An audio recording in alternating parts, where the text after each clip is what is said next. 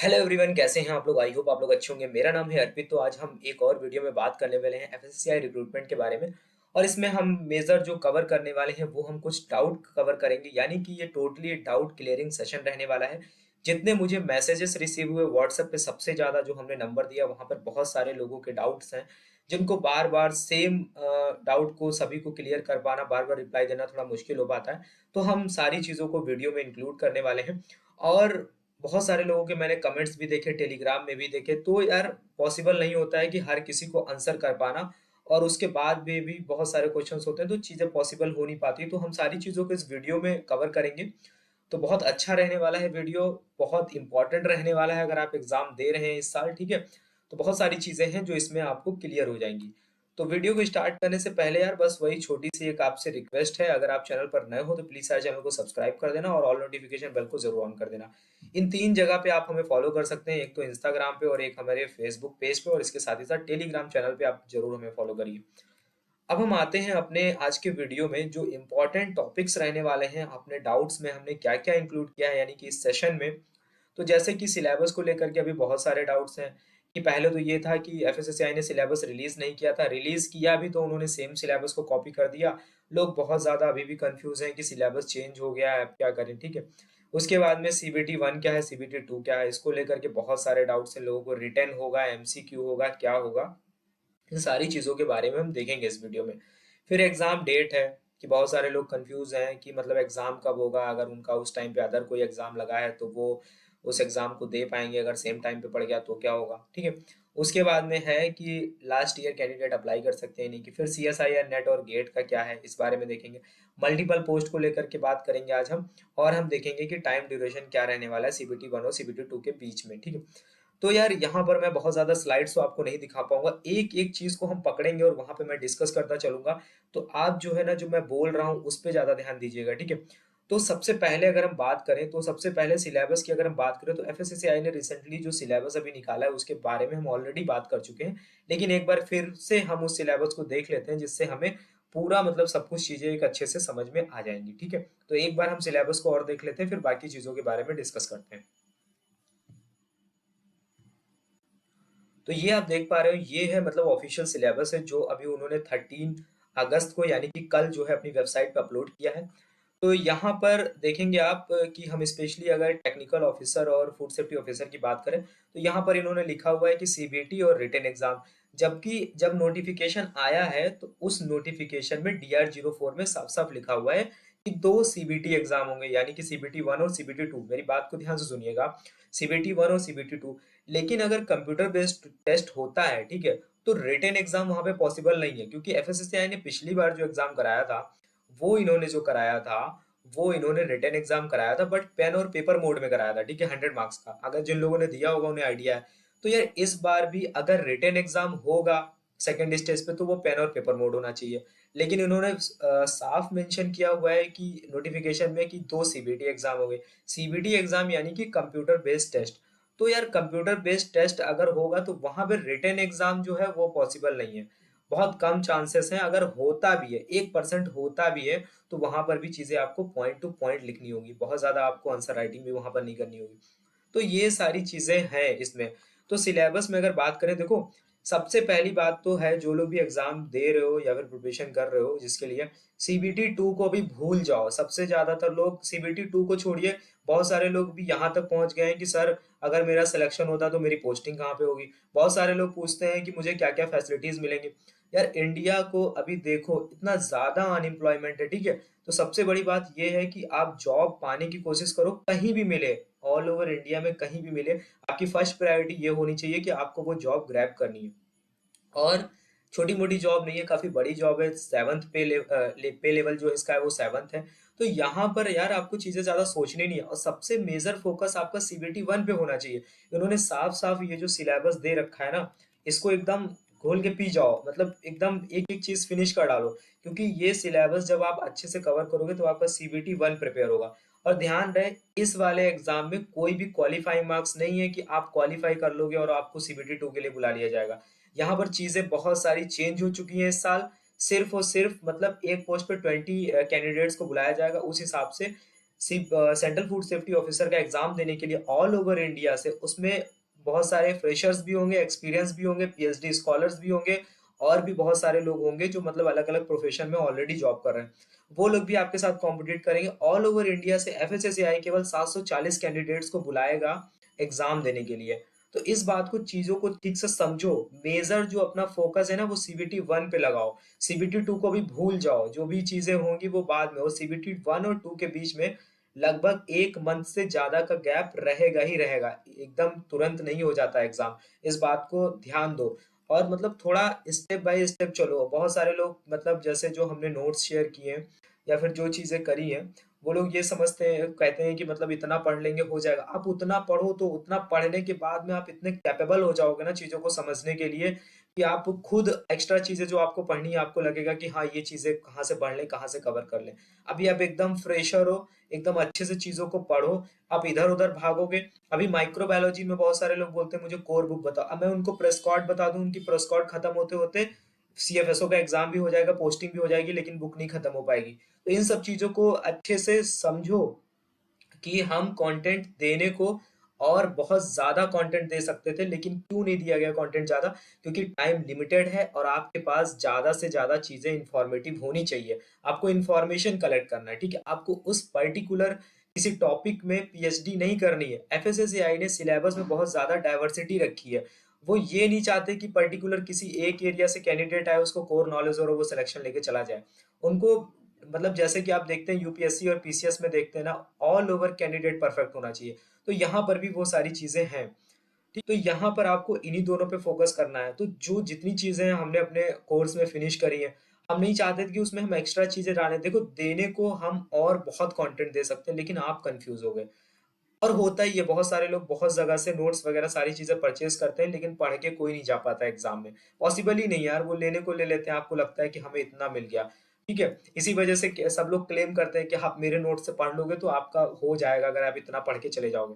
लेकिन पॉसिबल नहीं है कि आप उतना पढ़ पाओ, कोई नहीं पढ़ पाता है, जो रियलिटी है। तो हमने मतलब एक बुक में सोचा कि हम सब कुछ डाल दें, ठीक है? पूरा मतलब टेक्निकल पार्ट और सब्जेक्टिव पोर्शन सारा डाल दें, केवल जनरल एप्टीट्यूड को छोड़ करके। तो ये आप जो सिलेबस देख रहे हो, इसके बारे में पीछे डिस्कशन कर चुके हैं, ठीक। तो अब हम चलते हैं आगे के अपने पॉइंट्स पे, वहां पे देखते हैं और क्या क्या इंपॉर्टेंट चीजें हैं। तो अब हम आ गए हैं, जैसे कि हमने सिलेबस के बारे में डिस्कशन कर लिया। क्योंकि जो अभी सिलेबस है वो लगभग सेम रहने वाला है आपका स्टेज 2 एग्जाम के लिए। अब स्टेज 2 एग्जाम जो है, वो एमसीक्यू भी हो सकता है और रिटर्न भी हो सकता है, कुछ भी हो सकता है, वो एफएसएसएआई जाने। वो क्रिस्टल क्लियर नहीं कर रहे हैं चीजों को, ठीक है? तो आपको भी स्मार्टली क्या करना है, अपना पूरा फोकस सीबीटी 1 पे लगा देना। सीबीटी 1 पे अगर आपने अच्छे से प्रैक्टिस कर ली, अच्छे से उसको पढ़ लिया, तैयार कर लिया, तो आपको रिटर्न एग्जाम में पढ़ने की जरूरत ही नहीं है। बिल्कुल नहीं पढ़ने की जरूरत है, अगर आप सीबीटी 1 में अच्छे से सिलेबस को कवर कर लेते हैं। ये तो सब कहने की चीजें हैं कि कोई बोलता है कि सीबीटी 1 में आपको ये पढ़ना, सीबीटी 2 में पढ़ना, कुछ नहीं। आपको सिर्फ एक सिलेबस है, उसी को पढ़ना है, उसी को आप 2 बार जाके आपको एग्जाम देना है, जो भी चीजें हैं। क्योंकि बहुत सारे लोग जैसे ऑब्जेक्टिव के लिए परेशान है। ऑब्जेक्टिव पहले नहीं पढ़ा जाता, पहले आपके सारे कॉन्सेप्ट और सारी चीजें क्लियर होनी चाहिए। ऑब्जेक्टिव तो बाद में आप कर लोगे। आपका अगर थ्योरी पोर्शन अच्छा है, तो वहां से ऑब्जेक्टिव्स कैसे बनते हैं, तो आप उनको अच्छे से कर पाओगे। सीबीटी 2 की बात करें, तो ठीक है, इसको अभी भूल जाओ।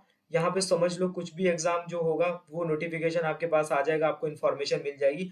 अभी आपका पहला जो टारगेट है वो सीबीटी 1 है। सीबीटी 1 में केवल 740 कैंडिडेट जाएंगे ऑल ओवर इंडिया से क्वालिफाई करके सीबीटी 2 के लिए। तो ये जान लो। अब आप सोचो कि आपको इस नंबर में आना है, तो आपकी जो सबसे पहली जो लड़ाई है वो सीबीटी 1 में है। तो जब तक इसको नहीं करोगे ना, तब तक कुछ नहीं होने वाला है। एग्जाम देने वाले बहुत लोग हैं। फिर उसके बाद में एग्जाम डेट की बात करें, देखो FSSAI all over India exam conduct करा रहा है। तो ये ऑल ओवर इंडिया से मतलब किसी भी पार्ट से नहीं छूटेगा, सब जगह से एप्लीकेशंस आएंगे। उसके बाद में उसके अकॉर्डिंग इन्हें किसी प्राइवेट ऑर्गेनाइजेशन के साथ में या फिर प्राइवेट कंपनी के साथ में बात करके फिर ये एग्जाम कंडक्ट कराते हैं, ठीक है? तो पर्टिकुलर एरिया में जो भी चीजें हैं, जैसे एग्जाम कंडक्ट कराने के लिए वो फैसिलिटीज होनी चाहिए, ठीक है? तो वहां पर थोड़ा सा टाइम लगता है अरेंजमेंट करने में। तो एफएसएसएआई जो है, ये एक तो नवंबर में 10-12 नवंबर तक जो अगर डेट नहीं एक्सटेंड होती है, तो एप्लीकेशन का काम पूरा हो जाएगा। फिर उसके बाद में ये थोड़ा सा देखेंगे, ठीक है, एनालाइज करेंगे कितने एप्लीकेशंस आए हैं और कहाँ कहाँ पे सेंटर्स पे कैसे कराना है। फिर उसके बाद में थोड़ा सा टाइम लगेगा। तो हम ये एक्सपेक्ट कर सकते हैं कि जनवरी के एंड तक, इनिशियल में नहीं, जनवरी के एंड तक या फिर मतलब मिडिल में कि एग्जाम के बारे में कुछ इन्फॉर्मेशन आ सकती है कि हाँ उस टाइम पे एग्जाम हो सकता है।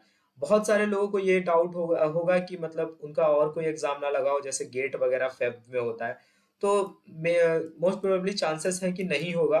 ठीक है, बाकी अगर पड़ जाता है तो उसमें कुछ नहीं कर सकते, क्योंकि क्योंकि सेम इसलिए नहीं होगा क्योंकि आप ये चीज देखेंगे कि जो सेंटर्स रहते हैं लगभग कॉमन होते हैं किसी भी ये ऑनलाइन एग्जाम के लिए।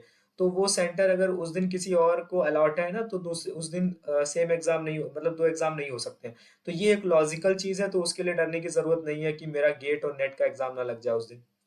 ठीक है, एग्जाम डेट के बारे में ये हो गया कि आप मतलब जनवरी के मिडिल में या फिर एंड में आपको एग्जाम देने को मिल सकता है, ये एक्सपेक्टेड है। इस पे हम कुछ अभी श्योरिटी नहीं दे रहे हैं, ये एक्सपेक्टेड है। लास्ट ईयर कैंडिडेट अप्लाई कर सकते हैं या नहीं कर सकते हैं, तो लास्ट ईयर कैंडिडेट अप्लाई नहीं कर सकते हैं। लास्ट ईयर जब 2019 में एग्जाम हुआ था तो लोगों ने अप्लाई किया था और उन्होंने एग्जाम भी दिया था। लेकिन इस बार एफएससीआई ने ऐसा नहीं रखा है, वो सर्टिफिकेट मांग रहे हैं। जब तक आप सर्टिफिकेट अपलोड नहीं करेंगे तब तक आपका फॉर्म सबमिट नहीं होगा। तो यहाँ पर जो लास्ट ईयर कैंडिडेट है वो इस बार अप्लाई नहीं कर सकते हैं। ठीक है, अब इसमें बी फार्मा वाले, होटल मैनेजमेंट वाले बहुत परेशान है, वो अप्लाई कर सकते हैं कि नहीं, वो तो नहीं अप्लाई कर सकते। ठीक है, अगर आपको फिर भी अगर डाउट है आपको, तो आप एक बार अप्लाई करके देख लो, अगर आपका फॉर्म एक्सेप्ट हो जाता है तो अच्छी बात है। फिर अगर हम बात करेंगे सीएसआईआर नेट और गेट का क्या है। देखो बहुत सारे लोग अभी भी कंफ्यूज है, इतना वीडियोस में बोलने के बाद भी। सीएसआईआर और नेट और गेट ये मैंडेटरी नहीं है। ठीक है, नो मैंडेटरी है। ठीक है, मैंडेटरी नहीं है।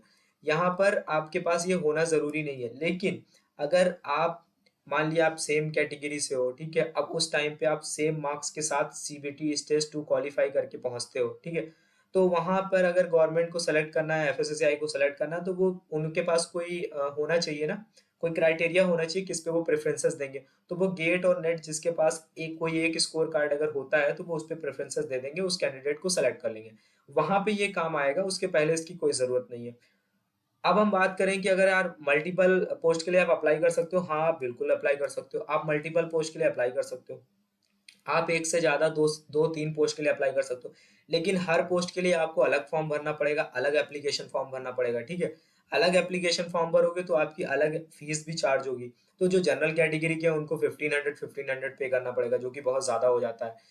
उसके बाद में मल्टीपल पोस्ट के लिए अगर आप अप्लाई करो तो मेरी मानो तो मतलब अगर आप सेंट्रल फूड सेफ्टी ऑफिसर और टेक्निकल ऑफिसर के लिए अप्लाई करो तो ये आपके लिए बेस्ट ऑप्शन है, अच्छा है। लेकिन कुछ लोग यहाँ पर अगर दिमाग लगा रहे हैं कि वो टेक्निकल, वो असिस्टेंट के लिए भी अप्लाई करें, टेक्निकल ऑफिसर के लिए, सीएफएसओ के लिए, तो वहां पर आप उनको तीनों में से किसी एक को भी क्लियर करने में बहुत मुश्किल होने वाली है।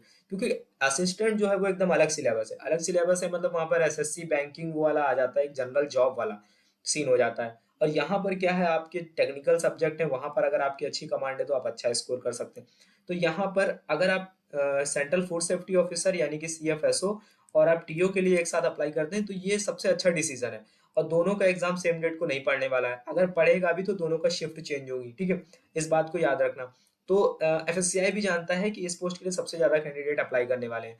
वो क्या करते हैं, जिनमें same eligibility, same syllabus, same पे स्केल होता है, वहां पर वो एग्जाम को डिफरेंट डिफरेंट डेट पे रखते हैं, ये लॉजिक होता है। लेकिन अगर आप सोच रहे हो मैं असिस्टेंट डायरेक्टर के लिए भी अप्लाई कर लूँ और मैं इसके लिए भी अप्लाई कर लूँ, फिर मैं असिस्टेंट के लिए भी अप्लाई कर लूँ, पाँच पाँच के लिए, और मेरा किसी एक में हो जाएगा, तब आप फंस जाओगे, आपको एक दो एग्जाम छोड़ने पड़ेंगे, आप सारे एग्जाम नहीं दे सकते हो। फिर यहाँ पे बात करें ये ड्यूरेशन, बहुत सारे लोग कंफ्यूज हैं कि आखिर सीबीटी 1 होने के बाद सीबीटी 2 में कितना टाइम मिलेगा। देखो सीबीटी 1 जब क्लियर कर ले जाओगे आप तो आपको ये सब पूछने की जरूरत भी नहीं पड़ेगी, आप इजिली अपनी प्रिपरेशन को और अच्छा कर लोगे धीरे धीरे। उसके बाद में आप एग्जाम दे सकते हो सीबीटी 2 का, आपको प्रॉब्लम नहीं होगी। इसके बीच में टाइम की बात करें तो मिनिमम मिनिमम 1.5 से 2 महीने आपको मिलेंगे। ठीक है, इतनी जल्दी नहीं कि सीबीटी 1 हुआ सीबीटी 2 एकदम तुरंत हो जाएगा। 1.5 से 2 महीने आपको मिलेंगे, थोड़ा सा टाइम लगता है कि बहुत सारे कैंडिडेट्स एग्जाम देते हैं। फिर उसके बाद में आप देखेंगे कि जो इसके लिए एग्जाम सेंटर भी अलग है, फिर उसमें जो कैंडिडेट सेलेक्ट होंगे वही तो एग्जाम देने जाएंगे ना, तो उसके लिए फिर अलग से फिर एफएसएसआई कराएगा, देखेगा कि कितने कैंडिडेट सेलेक्ट हैं, किनको सीबीटी 2 देना है। तो बहुत सारी चीजें हैं यार यहाँ पर। तो एकदम मतलब देख के चलो चीजों को। ठीक है, प्रोसीजर क्या है उसको समझो। ये नहीं है कि एकदम से अभी फॉर्म नहीं भरा उसके पहले ही हम पूछ रहे हैं कि हमारी पोस्टिंग कहाँ पे होगी। तो इस समय अगर ये बहुत सारे लोग जो अभी जस्ट पास आउट हुए हैं उनको मैं यही कहना चाहूंगा, यार अपना मेजर फोकस रखो, भी कैसे भी करके एक जॉब ग्रैब करनी है। उसके बाद अपना चेंज करते रहना, जहां भी आपको चाहिए जहां भी लेते रहना। ठीक है, तो इन सारी चीज़ों को ध्यान रखो और बहुत ज़्यादा मतलब इधर-उधर मत पढ़ो, अपनी प्रिपरेशन पे फ़ोकस करो। आई होप आपके सारे डाउट्स यहाँ पर क्लियर हो गए होंगे, जो भी चीज़ें थी हमने कोशिश करी। और कोई डाउट्स होते हैं तो आप मेंशन करना नीचे, हम कोशिश करेंगे कि नेक्स्ट वीडियो में कवर करें। तो आई होप आपको वीडियो अच्छा लगा होगा यार, अगर अच्छा लगा है तो प्लीज़ वीडियो को लाइक करना और शेयर ज़रूर करना और तब तक के लिए thank you, have a nice day, मिलते हैं नेक्स्ट वीडियो में।